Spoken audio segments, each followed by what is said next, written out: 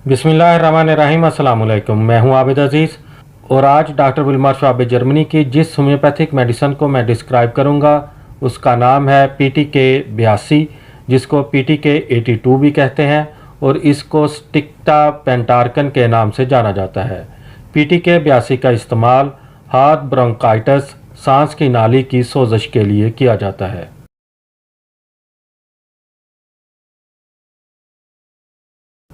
PTK 82 की composition में जो एक्टिव सब्सटेंसेस यूज़ किए गए हैं उसमें शामिल है Sticta Q, bryonia 2x, एपिकाका 3x, रियोमैक्स 1x और स्पॉन्जिया 2x।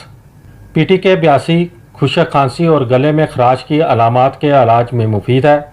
ऐसी खांसी जिसमें बलगम का अखराज हो और सीने में खांसते हुए जकड़न और दर्द का एहसास हो, गले में खरखराहट के साथ अगर नज़ला और ज़ुकाम की शिकायत हों तो PTK 82 का इस्तेमाल किया जाता है। अलावा अज़ीं सर के भारीपन को ख़त्म करने और गर्दन की अकड़न को ख़त्म करने के लिए भी PTK 82 मुफीद इलाज के तौर पर इस्तेमाल किया जाता है।